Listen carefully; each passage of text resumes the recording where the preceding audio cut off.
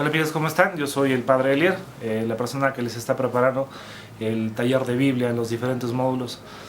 Hace unos días recordé algo que pasaba en mi vida con un comentario que hacía un sacerdote. Él decía que había conocido el Evangelio porque su madre se lo había mostrado en su vida, no porque nunca había cogido un texto, no porque su madre en esos entonces no podía leer el texto en latín, no conocía el latín. Sin embargo, ¿no? Dice que por los rezos que su madre tenía, le mostró mucho a ese sacerdote la razón del Señor, ¿no? En mi caso fue distinto. Mi madre era una persona que le gustaba leer regularmente la Biblia.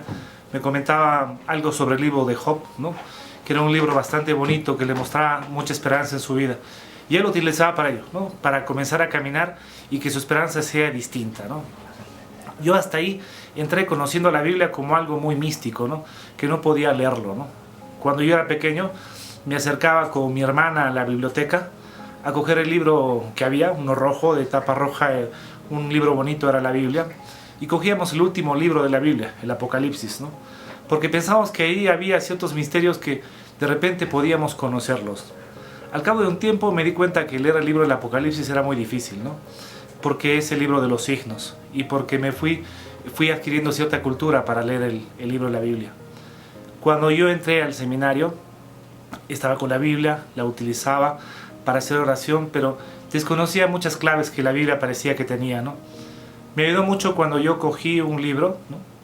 Que decía el ABC del Nuevo Testamento, ¿no? Y comenzó a enseñarme muchas cosas sobre los géneros literarios, sobre los tiempos que habían sido escritos, sobre la cultura, sobre que eran personas humanas las que escribían, ¿no? Con inspiración divina. Y yo comencé a comprender un poco más el mensaje que el Señor quería para mí, ¿no?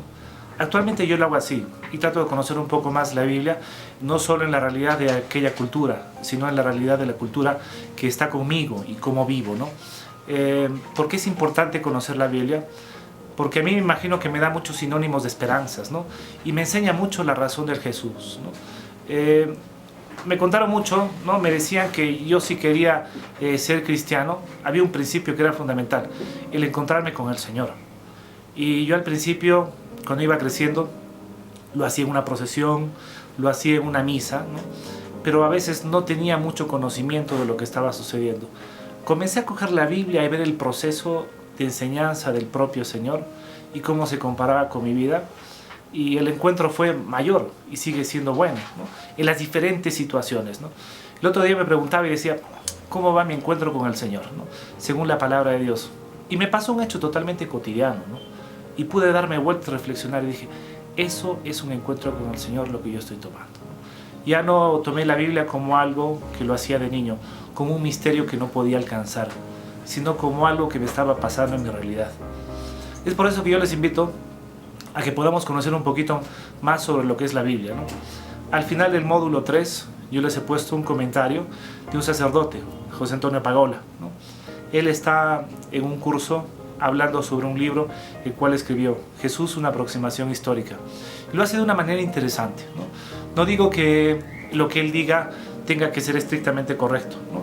Sino que a nosotros nos tiene que abrir horizontes sobre todo lo que hace la gente y cómo va viendo la iglesia ese libro que se dice que es sagrado, pero que es tan importante en la vida de los hombres, ¿no?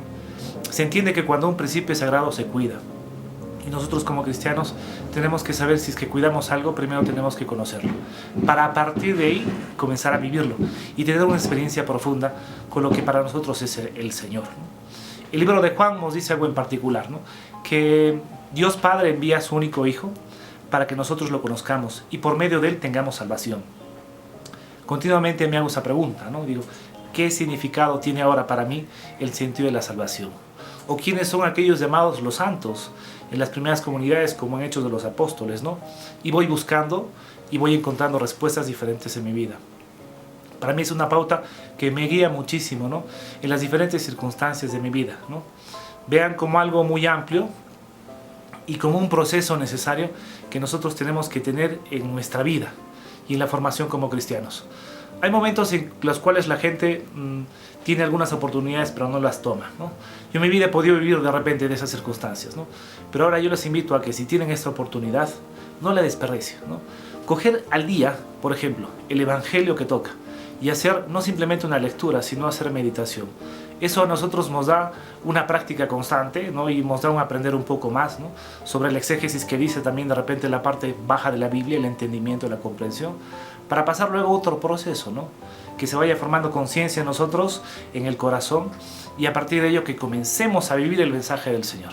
Y sentamos lo que dicen las primeras comunidades, el hecho de vivir tan unidos y el hecho de vivir tan comprometidos y con tanto amor al Señor, ¿no?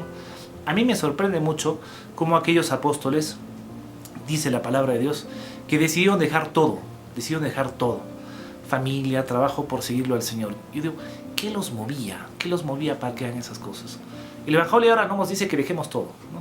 Sino nos dice que a partir de lo que tengamos, dejemos las cosas que de repente nos son tan importantes para poder tener un encuentro profundo con el Señor.